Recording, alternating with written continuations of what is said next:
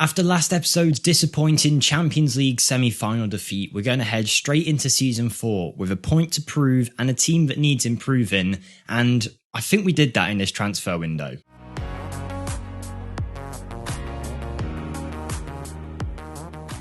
It's another episode of the Villarreal series, the start of Season 4, and I am beyond excited for this. Not only do we have the first game of our new season, we've got loads of transfers to catch you up on, and we also need to cover what happened at the end of last season and if we won the title or not. Lots to get into, but before we do, as always, if you could smash the like button, 75 likes would be great to try and get these videos in front of as many people as possible. Subscribe if you haven't already as we push for 10,000 subscribers. The first goal though is 9,000, and comment down below what you think of my transfers. Check out the Discord, linked in the description if you want to. And the last thing, if you do want to check out my second channel, there should be a video going out or have already gone out at a similar time to this. It's all about So Rare, so if you're into that, check it out. If not, still go over, hit subscribe, I'd greatly appreciate it. So I think the best place to start will be what happened at the end of last season. And as you know, we did get knocked out of the Champions League. You might notice the result is different here in the second leg, and that's because I forgot to hit save after we did it on video. So I had to go back, play the match again, obviously trying to replicate the result, and even though instead of drawing 2-2 we won 3-2, we still didn't go through, so I thought we'll take that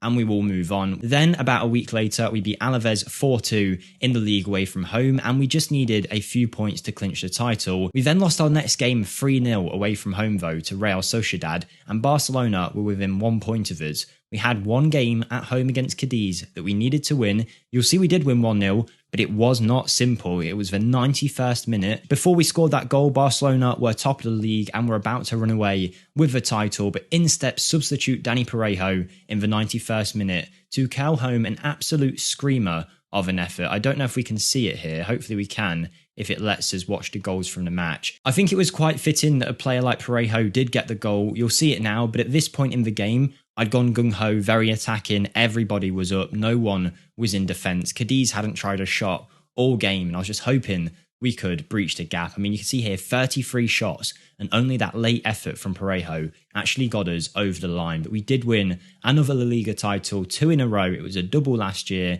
with the Spanish Super Cup as well. And that brought us to the start of a new season. Now, one update was I got offered the England job, and you know what? I never managed national teams in Football Manager before. I didn't really know how it worked, but I thought, let's go for it. I took the England job. I'm doing that on the side of Villarreal, but don't worry, I won't show you any of that stuff in the videos. That will just be for me to do off camera because I kind of want to take England to a World Cup victory or something like that. I think we've got the Euros coming up next. But then it became time for the transfer window, of course. And we did want to improve the team a fair bit to get us to that point where I actually thought we could contend for a Champions League title. Now, Yeremy Pino did want to join Manchester City, but so far we've managed to hang on to him because I think we've held out for like 150 million for him, and Man City have got nowhere near that yet. So it looks like we should be able to hold on to our future captain of the club, but we did make loads and loads of transfers. So let's start off with the sales. The first player to leave the club was Kirill Despodov, who has gone to Club America out in Mexico. £20 million for him. He's going to do well out there, but he wasn't really a fit in terms of the team that I was trying to build for next season, with Angelo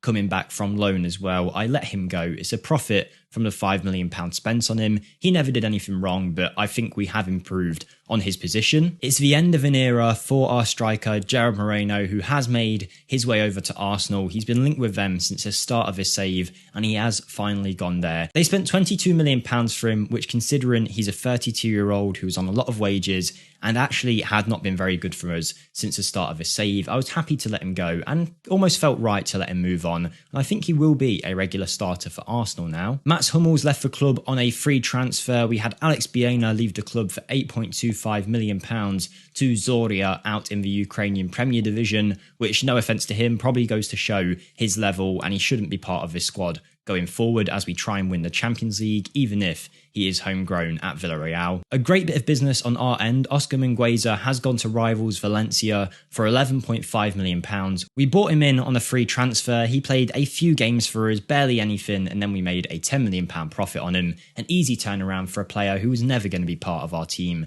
this season. And we also sold Alfonso Pedraza at left wing back. He has gone to join Monaco for £17 million, but we did not stop there. Alex Grimaldo has also left the club. I mentioned before I wanted to revolutionize revolutionise that left wing back position, and I think we've done a decent job of it this summer, and we sold him for £15.5 million to Shakhtar in the Ukrainian divisions, where I'm sure he'll be great, but you can kind of see he was getting worse and worse for us. He wanted a huge contract at the club, and I was happy to let him leave the club. There was a few loans away, Bakary and Dore, Fernino, Matteo Marco, a couple of youngsters in there. With Grimaldo and Pedraza leaving, we needed to fix that left wing back position, and that was the first thing we focused on. We started off by signing Mauro de la Vega, a young 18-year-old Argentinian who looks amazing in that position, has loads of potential, and to get him for £7.5 million and have his valuation at near enough 70 is great. He's played near enough 40 games already in the top division out in Argentina, playing for two of the biggest clubs in Argentina too now. He's gone on loan this season to Boca, and I'll explain why we let him go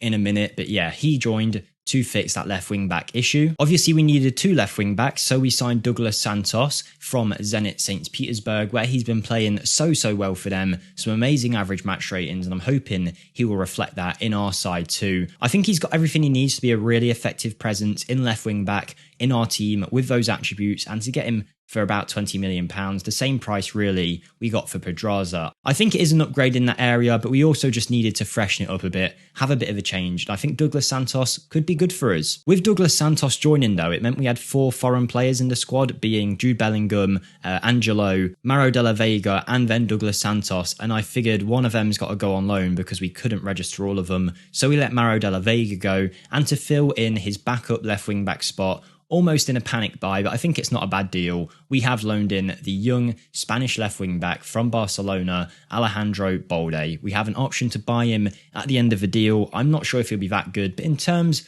of being suited to the left wing back role, he's kind of got what he needs, so we'll see how that goes, and in January, if we need to, we'll pick up a new left wing back. With Hummels and Mingueza leaving, I needed another centre back, and what better Spanish centre back to get for the club than Sergio Ramos. We signed him for about £4 million from PSG. I think he's going to be a top signing for us, because I know you might be thinking it's a 38-year-old Sergio Ramos, but not only is he like the perfect mentor for players at the club, he has not lost any of his attributes yet. His technicals, mentals are amazing. Yes, his physicals in terms of his pace have taken a downturn, but he's not really going to need that in our team. He can play a variety of positions, a variety of roles, an absolute world-class centre-back. He comes and joins us here at Villarreal. It's a real shame to see he never made 200 caps for Spain, but I think he's going to be top draw for us in our side. As good as Ramos is, our ideal back three at that point would still have been Pau Torres, Goncalo Ignacio, and Pierre Kalulu, and I did want an upgrade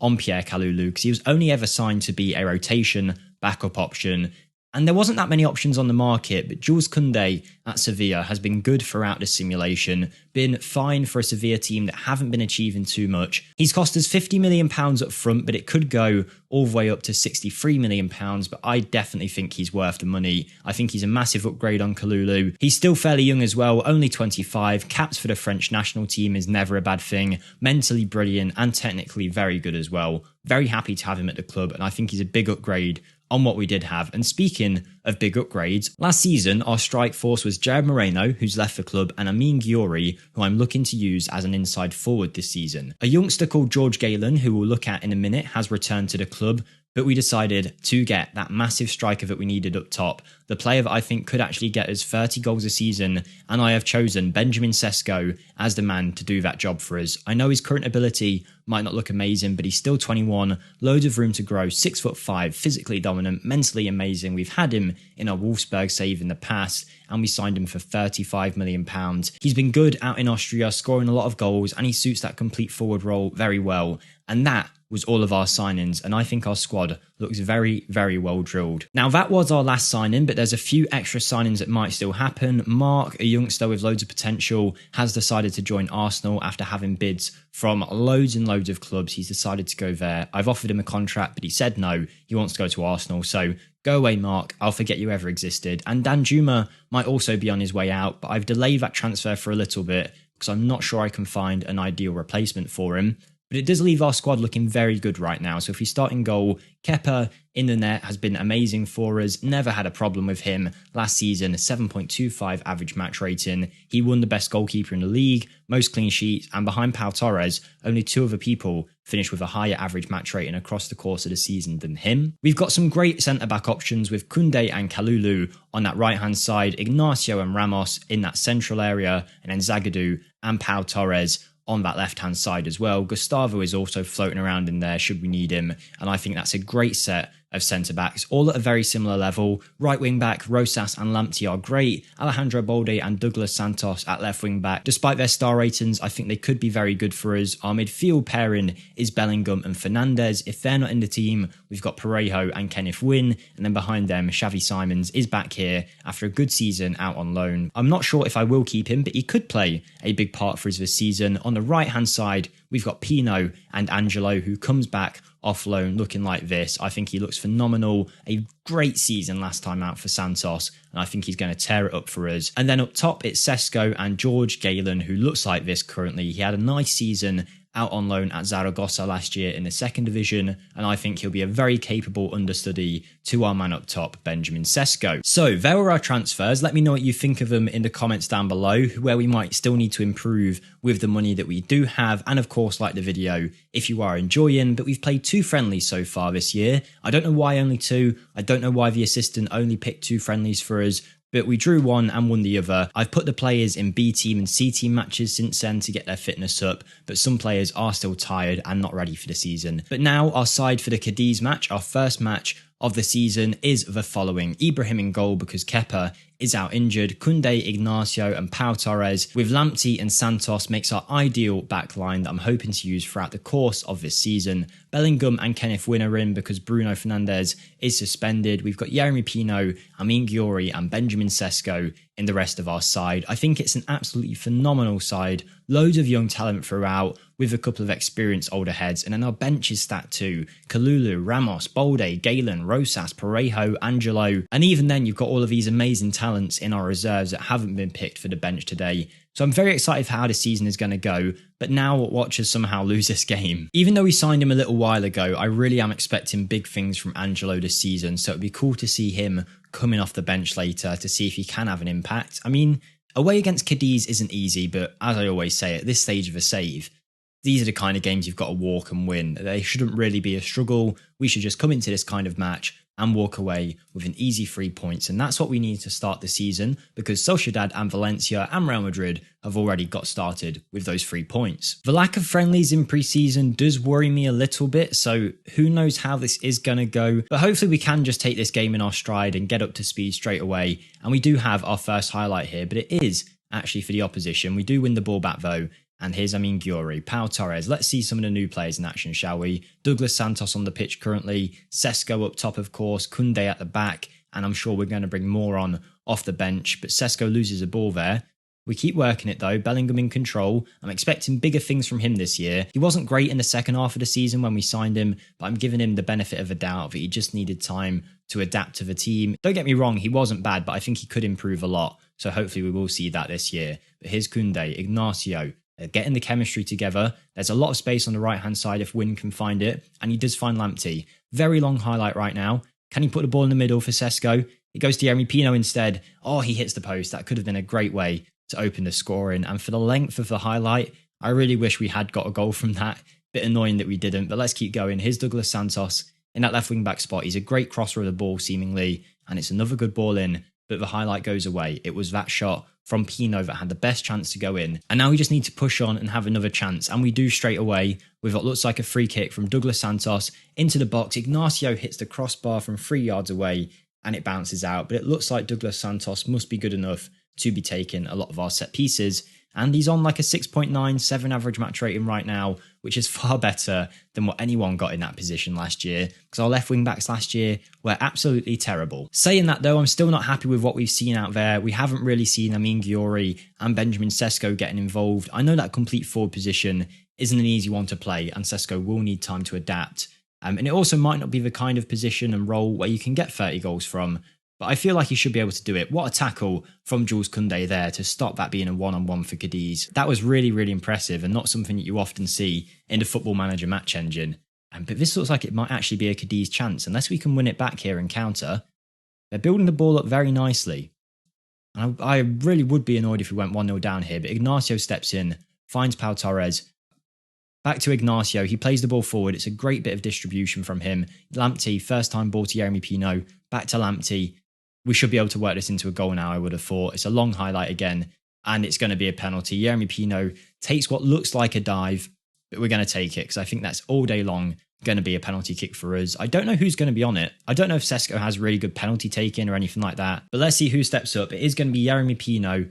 Right into the back of the net, an easy penalty from Yeremy Pino. He had the biggest chance for us early on, and now he has got the goal for us, which is massive, and hopefully starts what will be consistent goal-scoring escapades for the rest of the season. This really could be his year now. I mean, Manchester City coming in for him shows you that he is ready to play right at the top for the amount of money they were offering as well. This has got to be the year where he gets like 20 goals, 25 goals or something like that, instead of the 10, 15 that he has been getting across the course of the last few seasons. But again, it's Cadiz on the ball with more possession than we usually see opposition players having. I'm going to put that down to our fitness and not being able to close down as well. Oh, but they are through, and it's a great save from the youngster Ibrahim. Not sure if that was offside or not, but what a massive save that is. And now 60 minutes in, I think it's time to make some changes. The first one will be Benjamin Sesko. He hasn't done too much in terms of a pre-season with us yet, so I'm not too bothered about his performance. And we'll bring on George Galen up top, who is very good in all areas. Hasn't really learned that complete forward role yet, but has the attributes to do so. So I'm still going to use him in that area. I'm going to swap Yeremy Pino over for Amin Giori and bring on Angelo on that right-hand side. And then our other substitute is probably going to be Danny Parejo for Kenneth Wynn, who's had a poor game out there. And we do need an improved performance in that midfield position. So Danny Parejo, even at the age of 35, 36, will definitely still give us that. But Lamptey, make sure he don't give away a foul here. He doesn't. But it is now Cadiz on the ball. Sanchez just goes over. He's almost scored twice now in the last 5 minutes. And hopefully now that our substitutes are on, we can kind of change the pace of the game a little bit, use those fresh legs, and just make sure we get these 3 points over the line. Doesn't have to be pretty, but I would have liked to have seen some more goals so far. 10 minutes left, there is still a chance, but who knows at this stage whether we've got it in us to seal the game off. Really annoying if Cadiz score now though. And here we go, this might be the chance for us to finish the game off. Pau Torres has gone back to Ibrahim. Really hope this isn't a late Cadiz highlight, but it very well might be. They've been building the ball up for quite a while, and now they are starting to cut through us. They're through on goal. They've chipped the goalkeeper. I don't know where Ibrahim was, but it's gone over. He had no need to volley that, the Cadiz player. If he took that down, he could have easily scored against us there. And it's not the prettiest 1-0 win in the world, is it? But Jules Koundé having a very good debut, Lamptey playing well, the full-back line being very strong, Bellingham being fine, Yeremy Pino doing well on top of that. And I think it's a good place to build up from. We still need some improved performances from some of those attackers. Maybe it's tactical issues and not the players themselves. Once the season gets underway, I'm sure the players will be on fire. And if not, I've still got budget to potentially bring someone else in. But we'll see what happens. Thank you guys for watching the video. Thanks for your consistent support on the Villarreal series. And I'm telling you, this year is going to be the year that we win the Champions League.